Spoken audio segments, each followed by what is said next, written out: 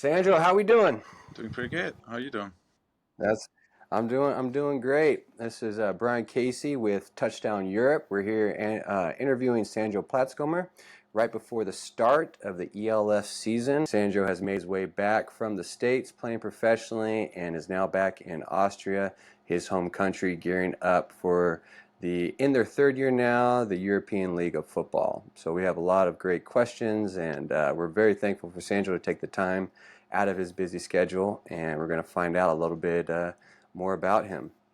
Sandro, I know you get these interviews, podcasts kind of a lot, especially with your background, but for some of the audience that we're trying to reach that is not always involved in Europe, in understanding even the game of football in Europe, can you just give us kind of a brief background from where you started to where we're at now, just kind of some of the highlights?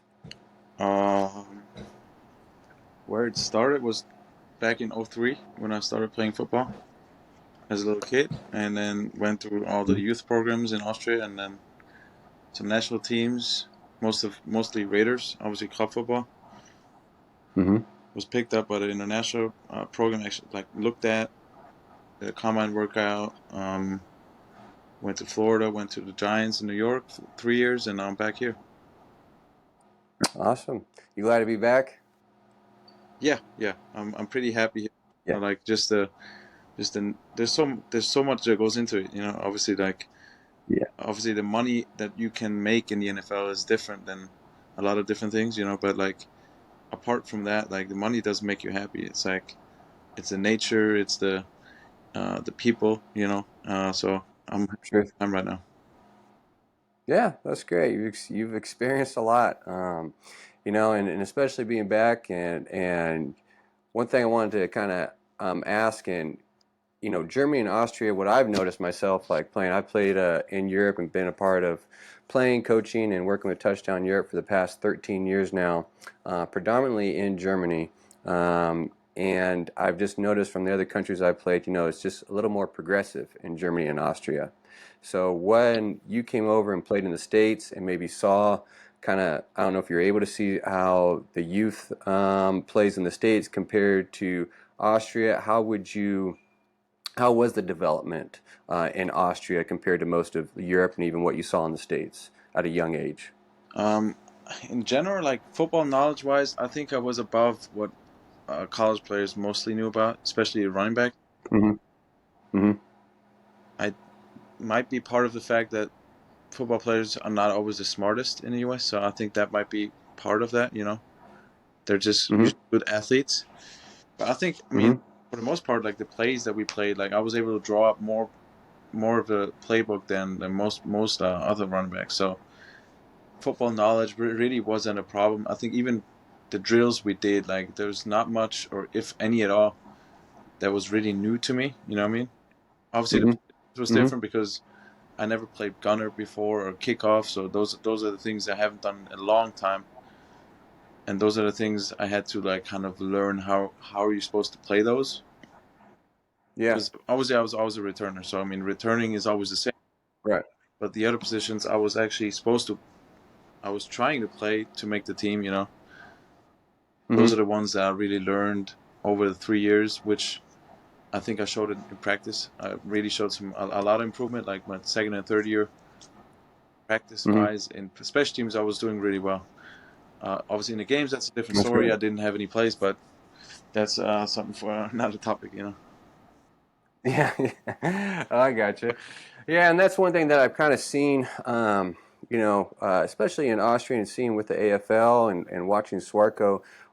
At what age are you guys able to start having contact football? Because I played in Serbia and Poland, and it's a little bit not till a little bit later in life are they able to kind of start. Maybe it's like flag football beforehand. But with Austria, I was seeing at a young age you guys were able to, which was comparable to the Yeah, I would States. say I started when I was 8, I think. 8 years, Around 8. had pads on the first time. Mm-hmm. I think that's kind of young. Oh, I think actually the biggest difference, apart from the fact that the US is like much bigger than Austria, obviously, and they have just yeah. like numbers wise, they just have more athletes playing football, and football is also the biggest sport, has the most money and stuff. I think the biggest difference to me is really that there's always guys even in Austria that are not. There might be very very talented. Like might be super tall, fast, like might have all Hmm. the abilities to play football on a high level, Hmm. and sometimes like it's very rare that you have somebody that has a lot of talent and he works hard. You know what I mean? Yeah. And in the US, the Yeah. difference is that the people that have talent and are not working hard, you still get them to a really high level because they get through high school, like they always have to practice and do this and that. They got to go to college. They have the Hmm. practices they have to be at, because it's a scholarship. Right. And Right. there's so much money to be earned. They would be really dumb not to do it. And in Austria, it's really more about passion. Like there's not that many players that Good point. have a lot of potential and the passion That's a good point. because obviously you're not doing it for the money if you're playing in Austria. Because what are the odds? You know what I mean? Right. Right. That's No, no, that's a good point.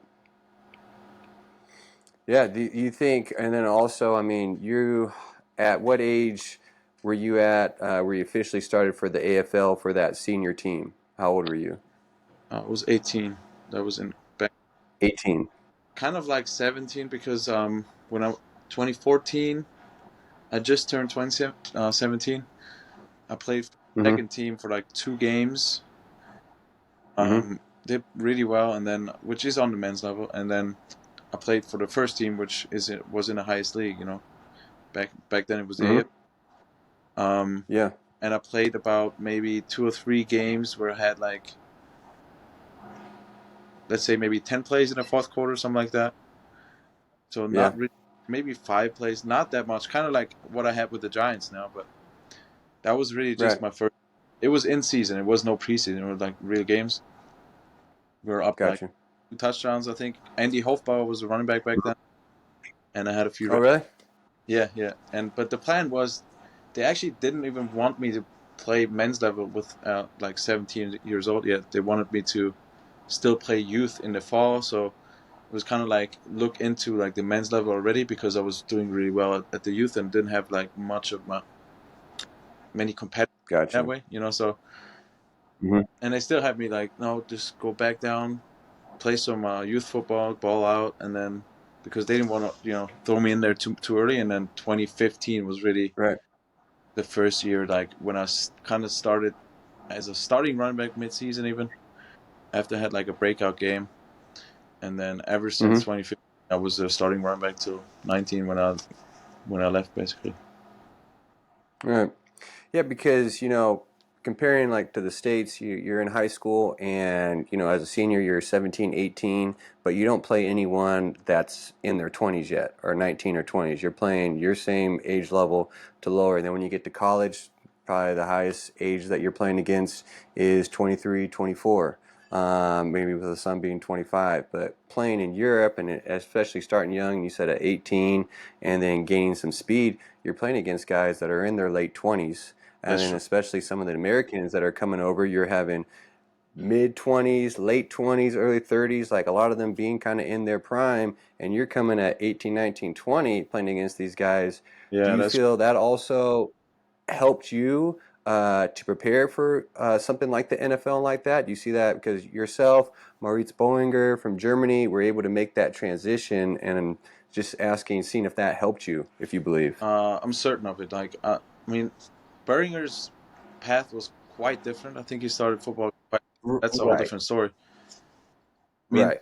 there's a many factors that fall into it. Like when I was even 11 or 12 years old, we would sometimes even there was only a few teams that really played on our level, so we usually played the worst teams. But we like when Mm, we played the worst teams, we wouldn't play our age. We would play like U14 with the U12. You know what I mean? So we always got you. always find competition. Like, okay, this team is not gonna hang with us. Let's play the old. Hmm. So now it's gonna be more of a challenge, and we still won most of the games actually. And also playing with Adrian or him Hmm. at times, like always at home, like trying to challenge him all the time. Uh, No, that's we're great. playing in the backyard and stuff like that. Always a Yeah. good athlete that's 2 years older than you. I think that helps in itself, like because that really from the time I was born until I was 18, that was the whole time. that was the case really.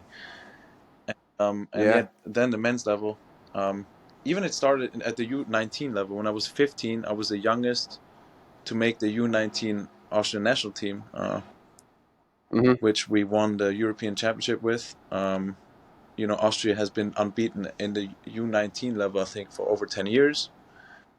Oh So, wow, did not know that. so we've been really, really good at it. I became European Championship twice, uh, and there has been like maybe 3 or 4 championships since I have been too old for it, and they still won it. So Austria's doing really well with that. So Wow. that helped me. Uh, we had some really good coaches, some really good players in there, and like you said, like even the men's level, like playing 25-year-olds, even import players, like they had played all the way through college football, and I just turned 18. I'm playing against them.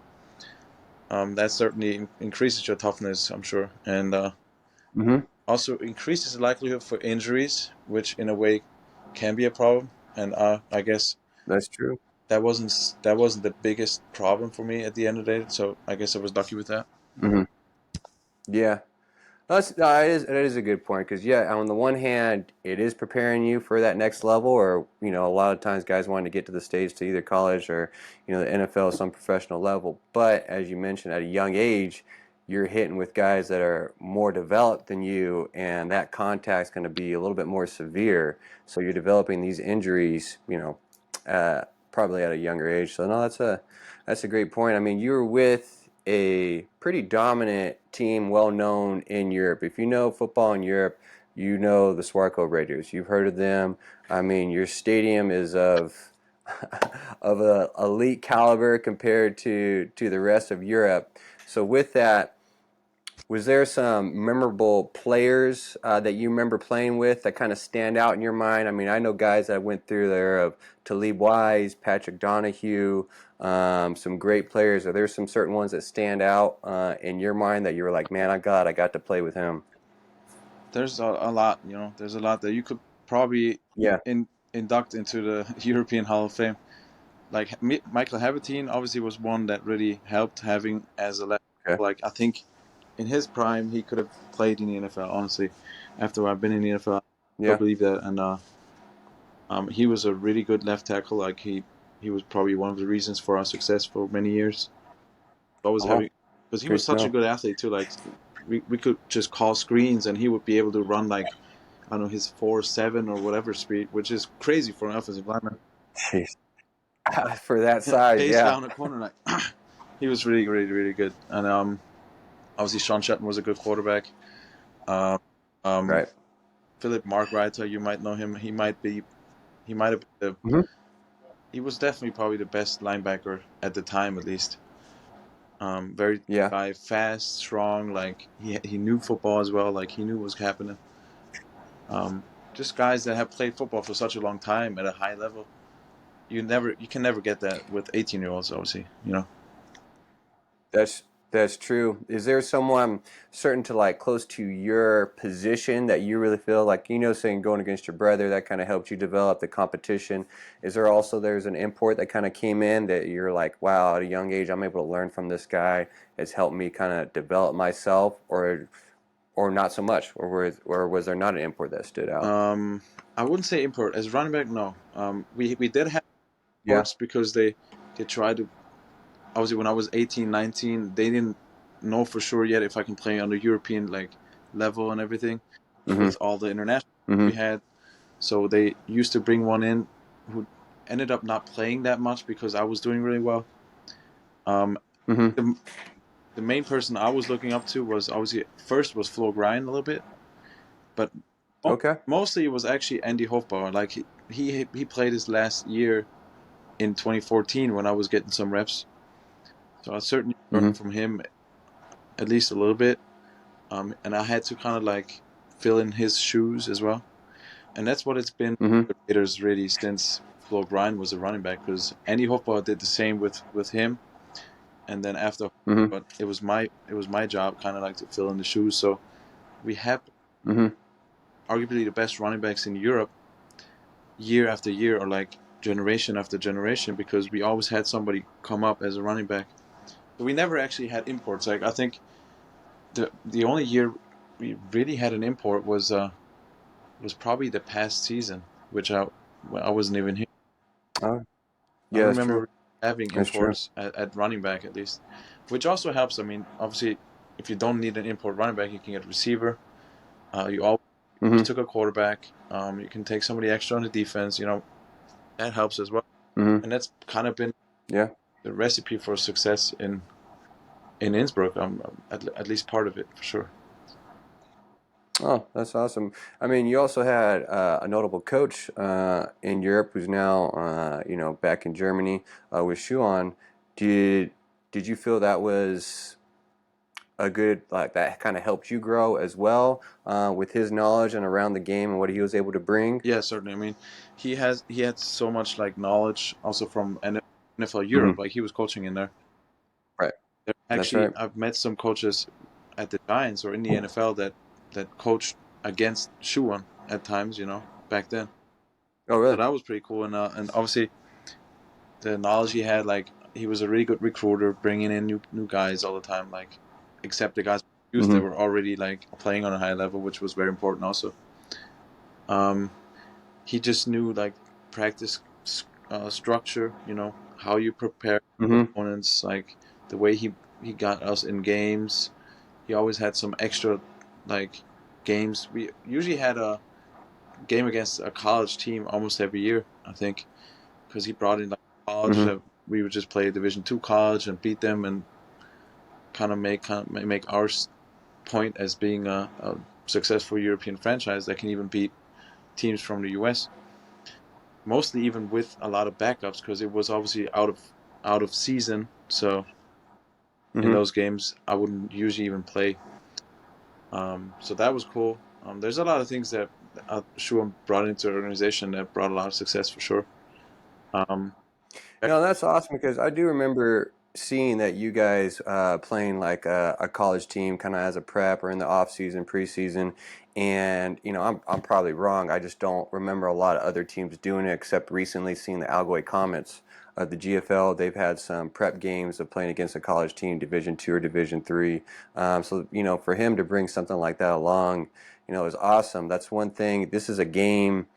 There's a lot of team sports where still an individual can take over the game, but this is one of the few team sports where you need all 11.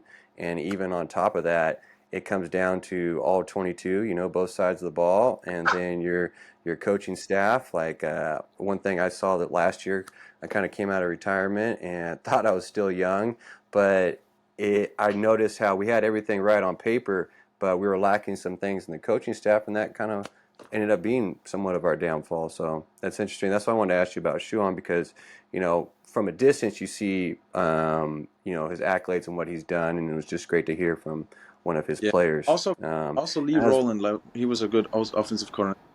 That's right.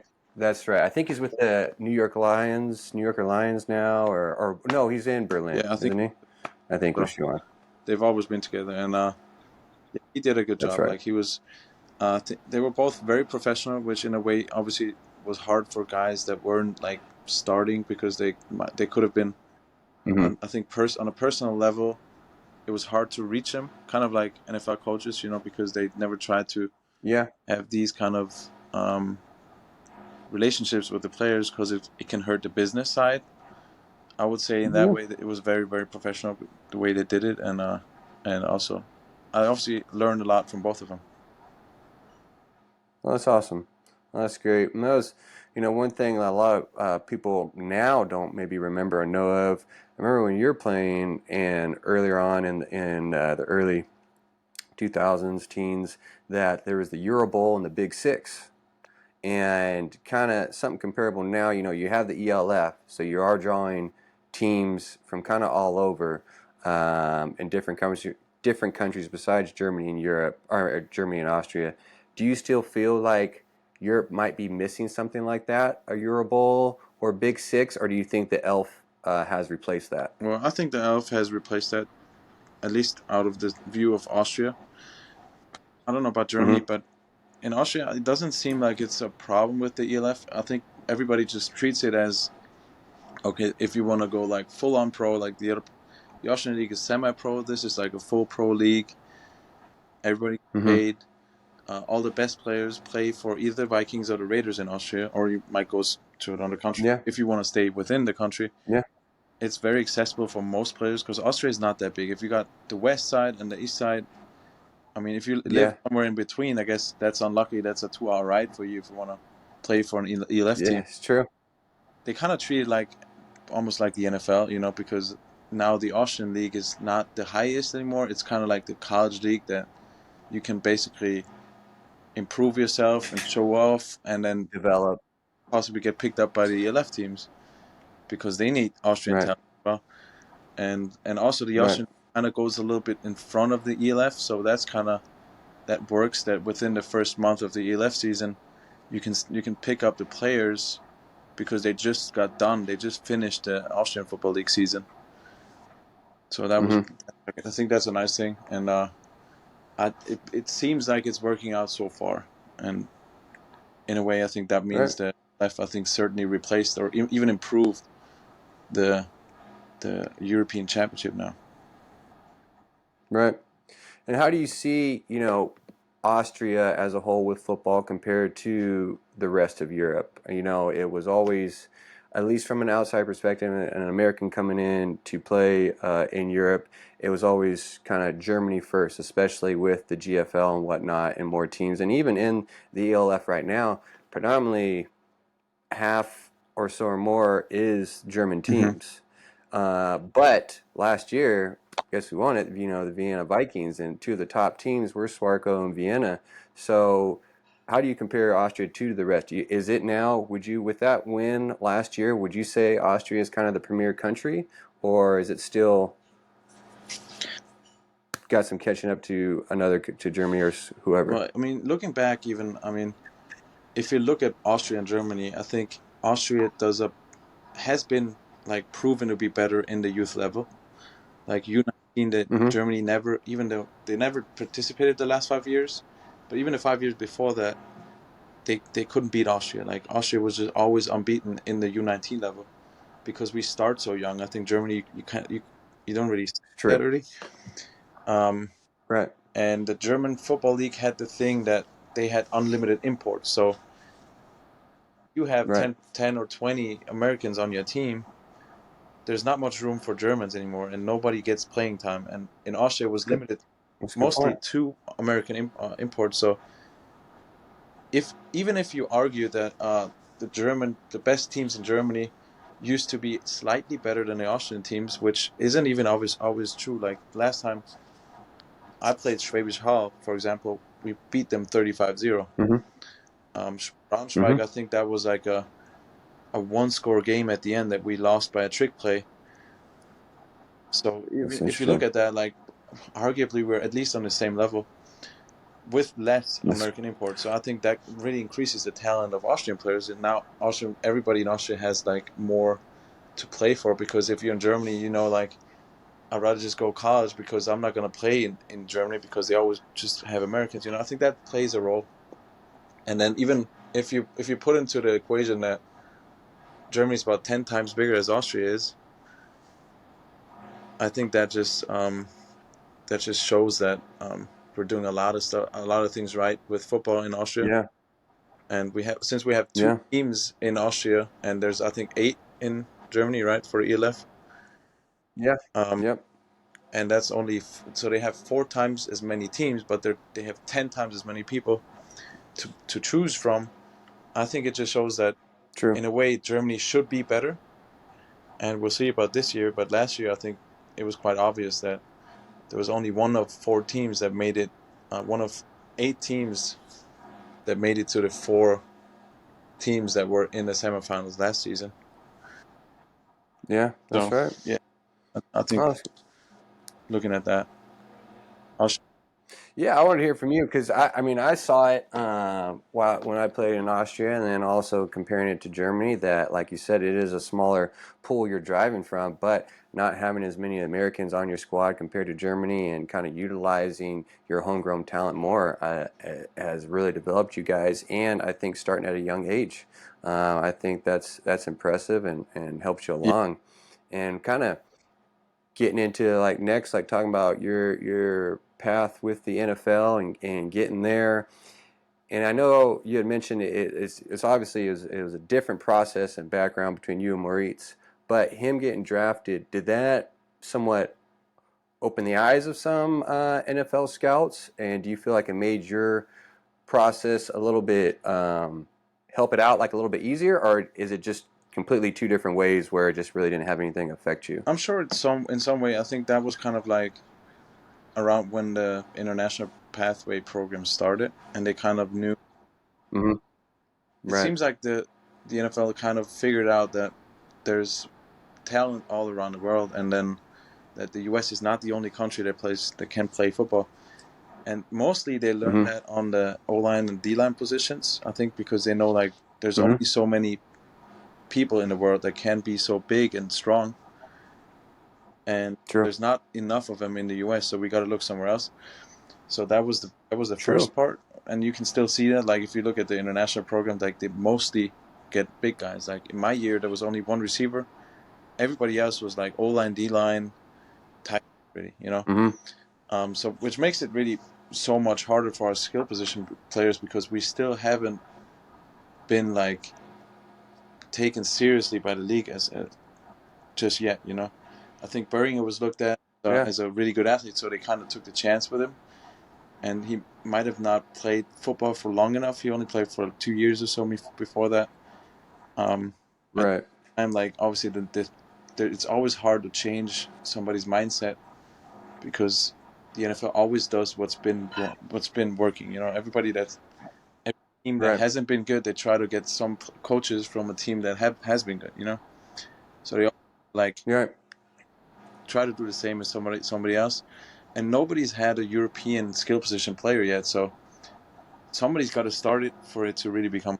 And that Right. was, I think, Yeah. obviously that True. was his part first, and then I was the first running back that really hasn't played college football that tried it. Seen it for Yeah. myself. I mean, that I don't think it lacks that like talent or level that we're performing at. It lacks Right. in the view that they have from us. It's really hard to trust a player that you don't even think about trusting somebody. You know what I mean? It's hard to say.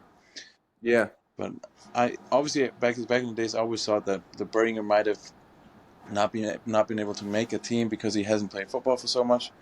But since I was with the Giants, like I kind of have a different perspective of that now. You know what I mean?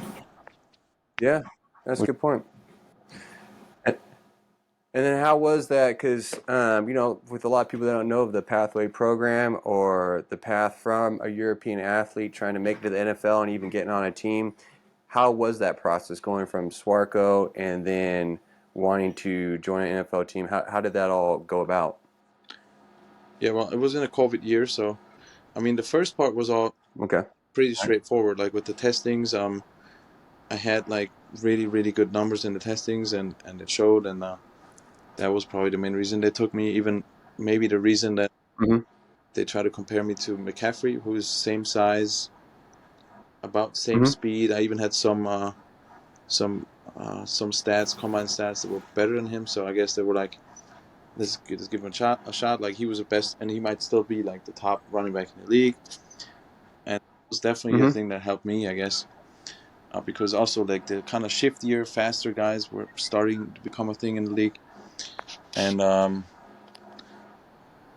mean that kind of factored into it. And then when I was at the Giants, I mean the first year was COVID, so no preseason. I knew they weren't. I mean, they never, Yeah, they true. never even. A lot of coaches didn't even think I even played football before.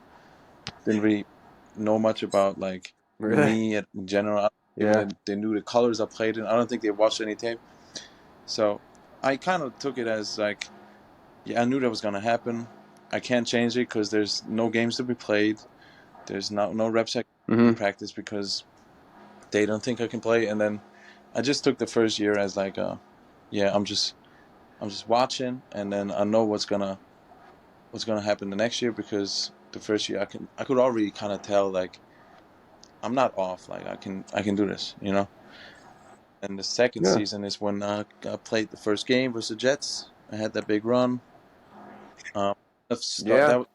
That's a good and that feeling. kind of started, I guess, the process of them understanding that I can play football, and I started to get some reps at practice. I actually played nothing in the second and the third preseason game, which was kind of disappointing, but in a way, like at least I earned my Mm-hmm. status. Like everybody in the team knew I can play football. Other players did, all the coach did. They never Yeah, just said anything about it, but they knew, and they trusted me to play like scout running back the whole season. Like I was starting scout running back the whole time. that's awesome. And then year 3, new coaching staff, kind of started from the bottom again, and pretty much same story, I would say, more or less. Mm-hmm. With the exception that after year 3, they had to make the decision, I guess, to put me in or not, and they made the decision to draft somebody. Right. So that's why I'm here now. Yeah, right on. You did mention I wanted to ask. You said there have been a couple of stats that you had beat McCaffrey on. Do you remember which like events or what that you think you got a better Yeah, numbers than him? I know, like I usually don't want to say it, but it was everything except 40-yard dash, actually. Yep. Really? On a 40-yard Oh, that's dash, I think I awesome. was off by 200ths of a second, and Okay. broad jump, vertical, three cone, shuttle drill, um, bench press even, um, Oh, that's awesome. and yeah, What was the four five 40? one. What was your 40? 451. Nice. And then how many reps? Because it's Yeah, 225 they do, right? I think I had With pounds. 19. I'm not even sure if it 19. was 18 or 19. Because I Mm-hmm. had like a shoulder thing going on before the first comment before we even went to Florida. So I think the first time Yeah. with no training, basically, I think I had 12 reps or so. And after the training we had in Florida, I had 18 or 19. I'm not sure. And then Okay. broad jump was always about 10-8, something like that, 10-8, 10-7. Mm-hmm. Vertical was 39 and 3/4. I remember that.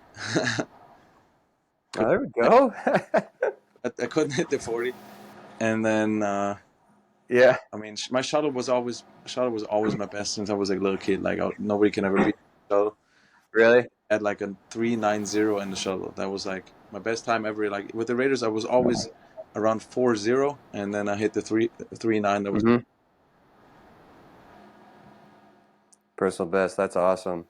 So now you're with the Giants. You've gone through a mini camp, and one thing that I've noticed, Swarco, you guys do a good job of preparing. And as you mentioned, Shuan kind of preparing you well, being somewhat more of a professional team compared to most as you prepare for a season. How was a training camp with the Giants compared to what you experienced with Swarco? um structurally it was very different. Obviously, like in with the Raiders, even this year was different than it used to be back with Shuan. Um, Yeah. but it's mostly, I mean, mostly happens on the weekends. You got both days on the weekends, which are Mm-hmm. more intense than any day in training camp in the NFL is. But then you usually only Mm-hmm. have, like, we used to always have only one practice during the week, so it's five. It's five practices total. Gotcha. Two on Saturday, two on Gotcha. Sunday. A lot of meetings on the weekend, and then during the week there's just like one meeting and one practice because everybody also works or is in like university or somewhere.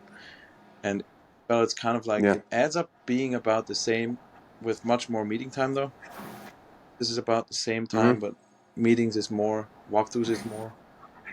Uh, Obviously, you also have more time because everybody's a full time player, and then Mm-hmm.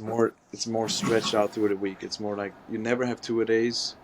It's only one practice a day, and then it's never more than like two or three in a row. So it might be like practice. Third day might be like an easier practice, and then no practice, then maybe one full pads practice, and then day off completely. So it still adds up to 5 practices in a week, Mm-hmm.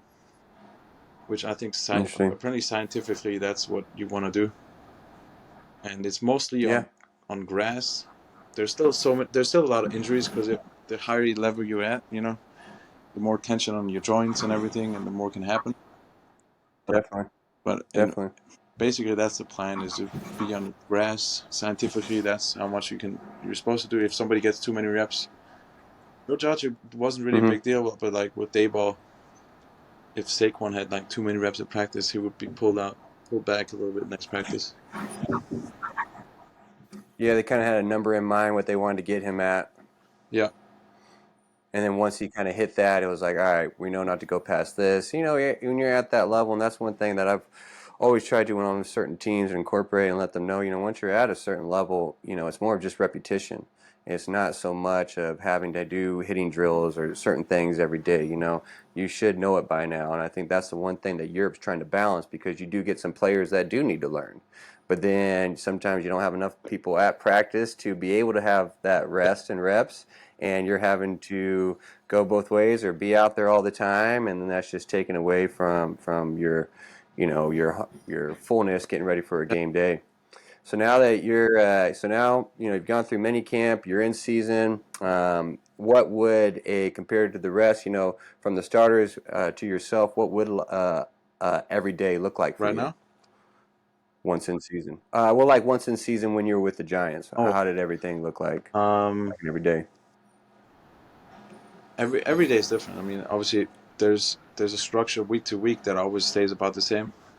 But like usually Yeah. Wednesdays, Thursdays, I think was longer days when you're in there till like 4 or 5. Mm-hmm. Practice meetings, looking at practice. Obviously, install in the morning. Um, and a workout usually. Like there's like usually you did like 2 or 3 weight lifts in a week, but you can Mm-hmm. like the option do it in the morning or do it after practice or something like that. And then Tuesday was usually off day. Monday was like a review of the game. If we won, usually was off day also. Yeah. Friday, Mm-hmm. like get out fast, so we have quick meetings, practice, be done by lunchtime. Saturdays is really just look at Friday's practice. That's it. Like in and out, Yeah. and Okay. we travel on a away game.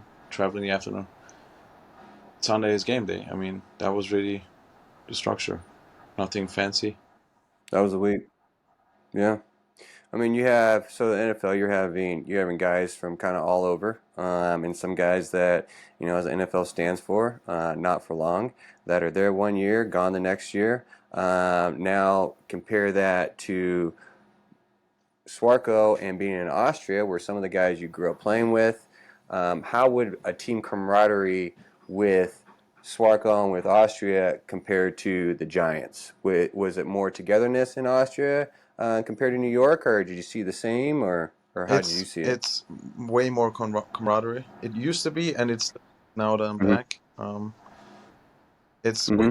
like That's I good. understand now that like I hear so many players, even be it college players, but also players that came from here, like myself, that really are in the NFL, and then it kind of like robs your spirit a little bit in a way that it's not as fun anymore because everything is like decided differently. Like, feel like Yeah.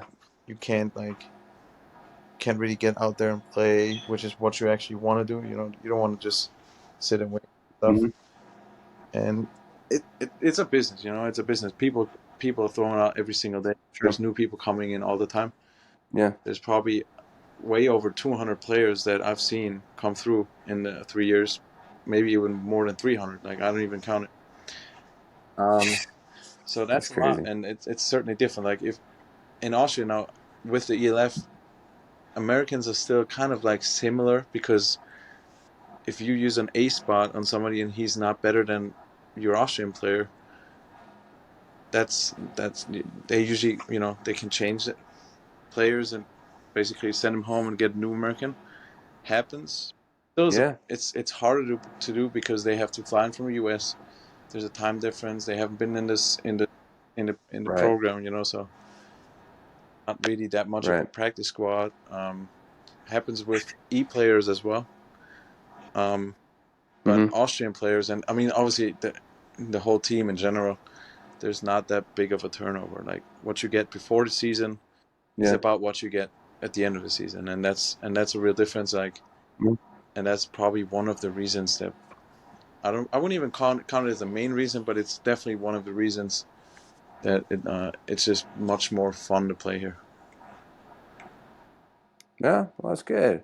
So you had the few years with the Giants. Was there certain teammates or people that you met that kind of stand out in your mind that made the process a little bit easier? Is there certain guys on the Giants that you became kind of friends with that really helped you along? Yeah, there's a lot. Obviously, um, the majority of players I really hung out with a lot were also practice squad guys because they would not travel on the away game. Okay. I would hang out with them, Yeah. and they wouldn't go to the most expensive restaurants and stuff, so I could kind of hang with them. Yeah. Uh, Yeah. but I mean, it was really different. Like there was some even guys that were just like completely normal and nice people that had 10 million on their contract, Uh-huh. something like that. So it was a little bit of both, and certainly people Cool. that I met that I would not want to unmeet again, in a way. Yeah, yeah. Oh, that's good. That's awesome. I mean, you had mentioned, the coach changed your last season, so that was Brian Dabble. And from the outside, for what the Giants did, it looked like he did some good stuff. And as well, a lot of New York kind of had his backing. Did you see the same way? Did you like how he kind of came in and his coaching style, or did it not mix as well, or how did you see him as a player? Um, I, I liked him. I mean, he's a nice guy. He's a funny guy. Sometimes to me, he was trying to be a little bit too funny. um, Yeah, where I was like that's a little too fake for me. But that's kind of like that's the deal. Like in the U.S., I think that happens just so much more that people are just acting to be somebody else. But it was still funny. I mean, it was still okay, and he was definitely a player's coach. He was trying to take care of the players, not take advantage of them. As yeah. obviously, everybody knew it was business and business how it's done, and but he's still like, if you had a tough game, he would he would take some reps out of practice. He would like uh, send the players home early if he thought it was necessary. So he did a lot of things in a way that really people really had fun with him, and he loves Biggie. He was always playing some music in the meetings before he was walking in. Oh, really? It was just very different. Like it was very different in almost like he he purposely did everything different than Joe Judge did because he was always in the meeting room, like kind of like dancing around to the music he was playing, and then we start Mm, meetings like and he would be in there like 5 minutes or 10 minutes before meeting started. And with Joe Judge, it was really like he was never there. Everybody was kind of like sitting down, and by the time the clock hit like I don't know 8 a.m., he would walk in, kind of like Vader, and like everybody's like quiet, nobody saying anything, and yeah, everybody yeah, scared, and then that was way different. And you always saw him in the cafeteria. Like obviously, Dabo's not small, so you can tell he probably eats a lot. But yeah, he was in the cafeteria the yeah. whole time, talking to players, talking to staff. And Joe Judge, I've never in Oh, the that's 2 years cool. I've never seen him in the cafeteria. I don't think he ever goes in there. So yeah, in a way, Really? he was much more personal. He was much more like you can see him more as a person than just Uh-huh. I guess I don't know, a president or something like that. So that was the Well, yeah, it seemed like he was more of like a player's coach. That was kind of like the persona that he showed off. If you're watching at home, and that's why I wanted to get your perspective. And it kind of sounds like it kind of went in line with that. And I think you get more out of the players when you're like that. The NFL is a business, so a lot of times they're times busy and they're letting like other coaches kind of take care of meetings and run everything. But for Dabble to kind of have his hands on everything, that's great. Well, who helped me kind of set this up, partner of mine, and get this podcast kind of going and set, is a New York Giants fan. He's from New Jersey, grew up a Giants fan, so he helped me with some of these more interesting questions instead of just hearing just the background. And one of them was, which is a great one, did you ever do a leg day with Saquon? And how massive are his legs in person? that's such a Giants fan question. Um, um, yes and no. I mean, I was on the field with him once separately. The rest, obviously, I would never Mm-hmm. work out anywhere but in the Giants facility. Why would I? Kind of like it doesn't make any sense to go to. Okay. go to, I don't Yeah. know, Yeah. Planet Fitness or something like that. Yeah. And in there, yeah, in the off season we did have workouts together. Um, but I mean, he's strong, yeah. Um, apart from that, it wasn't anything crazy. I don't know. It wasn't anything insane, it was just a typical another player getting a good Nobody workout does in, anything and insane in NFL. Honestly, like you don't want to get hurt, so why would you just bench very or true. squat way too much now? Because it's not that's not so smart to do in a way, you know. So like people think that NFL players might go crazy and they might squat 1,000 pounds, and it doesn't work that way. You know, it's like they're still No, humans. it's like it's yeah. Well, it's like we said earlier. Once you get to that level, it's more repetition and it's more maintenance. You already know how to do it. You already know how to lift. You did all that stuff at a younger age and at college and prep, and then once you get there, we're just trying to make it to Sunday or Monday. Um, some other good ones. Was Eli around the premises a little bit? Like, were you able to meet him? He comes off, him and Peyton as a very kind of funny characters. Were you able to meet him in person? Yeah, I did. I met him a couple times actually. I was at like a flag Yeah. football event in the stadium with him, so we kind of like threw some balls with the kids and stuff. So I really met him then, and ever since then, he even recognized me. Like if he was in the cafeteria, which he was at times, he was around. And he would see me, be like, "Hey, what's up, Mm-hmm. Sandro? How you doing? How's camp and stuff?" So Oh, so that's yeah, dope. I met him. He is a little goofy, fun guy. Like he's just walking around, um, but Yeah. really not like a crazy personality in a way. Like he's just Eli. You know what I mean? Yeah. Yeah, just that's cool. That's interesting. And you spent, 3 years in New York, and do you have some takeaways? Like, do you have a favorite experience from the city outside of football that has nothing to do with football? Like, food or just a night out that you was enjoyable that There's a you lot, but remember? I don't even know what to mention. I mean, New York City is a big city, so there's always something happening. And there was Yeah. definitely, I mean, there's a lot of events that I will always remember from Austria. Just like there's events from I will always remember. I don't, one I would say I would Yeah. maybe when I watched the U.S. Open, my girlfriend, that was kind of cool. That was one of the did Well, that's cool. that just came to my mind. But there's a million different things. There's a ton. Were you able to go to like Yankee Stadium or I to the was Garden there. and I watch a was basketball game? Madison Square and what's the name? The Brooklyn Nets. Yeah. You Barclays went to Center. a game Yeah, I there? was there too. Yeah. Well, that's cool. That's really cool. How was did you was it a good fan base? Was it enjoyable there in New York, or was it pretty tough, cutthroat? Um, it was both. To me, actually, I mean, the fans were always really nice. Like, always got very nice comments. Like, people like, "Why don't you play more? Like, you did such a great job. Like, I love this guy. Whatever." I would always get very positive comments. And there was really not much of a reason to not be positive because I didn't have anything. I mean, I That's only had great. like so many That's plays, and great. the plays I had were good. So I guess that was reasonable. But I knew if I ever had like Hmm. one play that I was off, that was public, I guess, uh, they would have probably Yeah. hated me already. And I know there's a lot of players that were hated on in an extreme way because Yeah. they dropped the ball or something.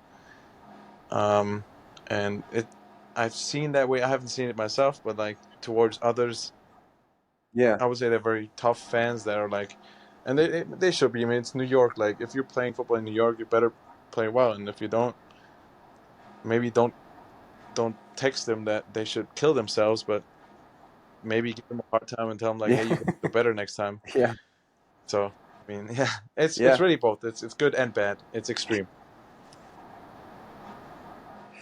But did you have was there a favorite NFL team that you had growing up, like that you still root for? Like now that you're no longer with the Giants, do you still kind of pull for them? Like, do you see yourself like watching their games this next season, or is it another team, or just none at The all? New Orleans Saints were I used to like them a lot. especially with Drew Brees Okay. there. I really enjoyed watching. Mm-hmm.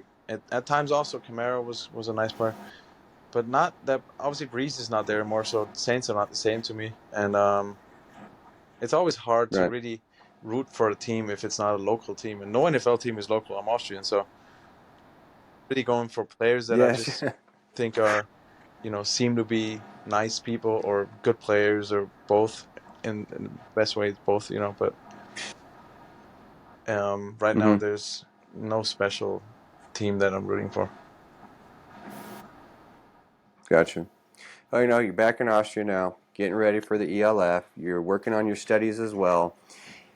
Do you see yourself pushing for the NFL again, or was that something where that was a chapter in your life that you were able to accomplish, and now it's over? Um, Both. I mean, I'm 26. I just turned 26. I think I'm in pretty good shape. So whenever Yeah. I'm gonna play in here, like I'm gonna play my style. I'm not just gonna relax. I'm just gonna play. And if there's another opportunity coming up in the NFL, like I probably can't decline it. Uh, and I'm probably Yeah. gonna No, try that's it great. because I think from what I've seen that I can play there. If there's not an opportunity coming up, Mm-hmm. I'm just gonna follow my plan that I was always following, which is studying medicine and doing a lot of stuff that I want to do here. So either way, that's not even gonna Yeah. change. Even if playing NFL comes back in, like that wouldn't change. Even if I became a NFL Hall of Famer, and at some point, it wouldn't really change my plans. You know what I mean? So whether it happens or not, just pushes it back. And That's if it awesome. does happen again, I'm not gonna say no, but yeah, my plan is my plan, and it's All right. always gonna stay the same. Well, that's good. That's good to hear. So, when you left Austria, getting ready for the NFL, there wasn't the ELF around.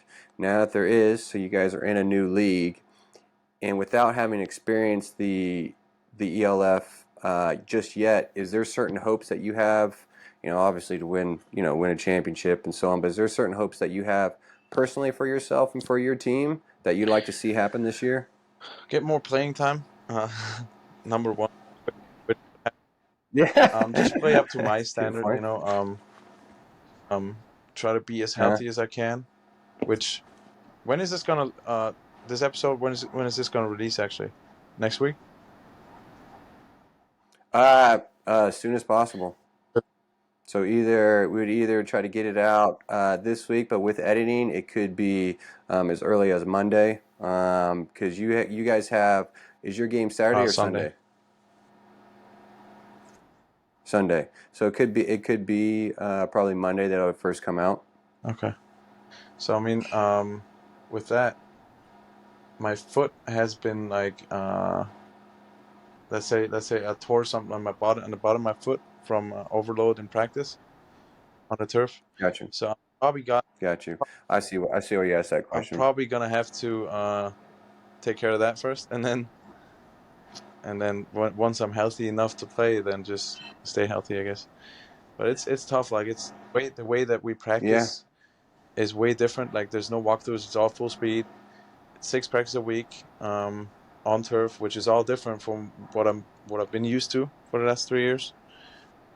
And it's also a Mm-hmm. bunch of more reps that Mm-hmm. I'm getting, which is fun too. I enjoy it. I just Yeah. know at some point my body doesn't hold up with it. Um, Doing everything full speed, so I guess gotta be smart with that. And but it's gonna be all right. It's gonna be all right once it's fine, and then we're gonna get rolling in the season. Oh, that's awesome. Yeah, and for some reason, I had Thursday in my mind, but it's Friday. But yeah, this will definitely get aired and pushed out next week. So it won't Like, be anything before this game. So are you taking this weekend off though to get yeah, healthy I've and I prepared? already took 2 weeks off because about 2 weeks ago, about week 4 of Hmm. camp. Um, just take it day by day. I can't like once I be able to start running, that's what I'm gonna do. And once I'm able to start cutting, I'm gonna do that. And once I Yeah. can do both, I can get back in the field. Yeah. That's really what it is. No, that's fine. I know not everyone is as crazy as myself and comes out and plays when they're 37, thinking they still got the juice. And I ended up tearing my hamstring last year. And so, what everything you just said is just being smart, not pushing it. We were getting ready to play Schwabish Hall. So, the player in you wants to play knowing that probably shouldn't. Played anyways, and then had an injury that kind of sustained the rest of the season. So, that's smart. Be smart and save. I think the one thing I learned was telling guys younger, you know your body and take your time, especially someone in medicine, you definitely know what's Yeah, best I for you do and know, what's and not. that is a problem. You gotta find a way to communicate it without saying like, I don't want to practice. You know what I mean? Because I want to practice, but I know I shouldn't Hmm. because it's already 15 hours Yeah. on the turf this week. Stuff. It's it's very complicated, Yeah. but it's So gonna be all right. We're gonna deal with it, and yep. good for you. Yeah. Best of luck with that. What do you feel as we kind of get towards the end here? Where do you feel? I guess you'll see it more as the season kind of progresses. But what do you feel Europe needs to do to get? I know they'll never be at the level. I won't say never, but of the NFL. But what are certain things they need to do to kind of progress and get there? Um, I mean, at some point, probably, I guess the money's gotta come in. That's probably the only thing. I think once the once the leagues Yeah, work the way they do, yeah, and the TV starts paying more attention, and there's enough fans that there's enough money rolling in, so players can do only this and know they're gonna be set up for the rest of their lives. If once that happens, I think nothing else that that is yeah, missing. You know, money is probably the only. I would say, except for the yeah, money, there's yeah. so That's much true. going right in a way that isn't even going right in the NFL all the time. But obviously, if the money is right, like then there's really no reason Hmm. why some of the things shouldn't be like they are in the NFL. Right. Well, our next question, I feel like we kind of already answered that, and it was, what's your future plans after this season? Where do you see yourself next? But I think we kind of touched up, it's just taking it day by day, one thing at a time. If the NFL comes calling, then great. Then otherwise, you're just preparing, getting your studies done, and preparing for that next season, I Um, would assume. you mean, yeah, the next part of my life? Yes. Yeah, yeah, yeah, yeah. Cool. Yeah, and so, talking about your life, what is your personal life away from football? We kind of touched on the studies, but if you can go in that just a little bit more in detail But away from we football, gotta who get is going in Sandro? 5 minutes. I What still do we gotta what be do we at the do? What do we meetings. like to do? Just so you know. All right, yeah. Yeah. Okay, Just that's it. I just have this one So and last one and then we're good to outside go. of football, um, I'm just Sandro. I mean, I enjoy working with people. Like I enjoy being in medical school, like hanging out with meeting different people from different areas of Germany and Austria and all that. Smart people. Um, I would say I don't have a problem with not with working with not so smart people, but in a way, like I enjoy that most. Like people that really are passionate about what they're doing is like that just makes it Yeah. so fun. Which is why football makes fun so here. Which is why university makes fun Yeah. because I mean that's what people in there enjoy doing, and I'm an outdoor person. I love the nature. I love mountains and beaches and waves and surfing and all that kind of stuff. No, no, that's great. I mean, we don't know you just see you on paper, we just see maybe like social media or something, but to actually know like what you do, like your studies, what Medicine, is it human specifically medicine. in? Medicine? Cool. Just this How many year. more years do you have of that? Yeah. After this year is just Oh, really? internship, just like working in a hospital for a year, and then I would be a doctor. Maybe by the Mm-hmm. early 2025, most likely. Awesome. Well, right on. Well, best of luck with that, man. Good luck this next season. Welcome back to Europe. Glad you're, kind of back with the in Austria, promoting the league, promoting football in Europe. I wish you the best of luck, and also, man, thank you a lot for taking this time. I know you got a busy schedule, but it's been a pleasure. We've always talked here and there, but never to talk like face to face. It's been a pleasure, man. Appreciate I it. wish You you a have a good great one. season, dude. Thanks for taking the time. All the best. Yeah, you too. We'll see you. Yep, all the best.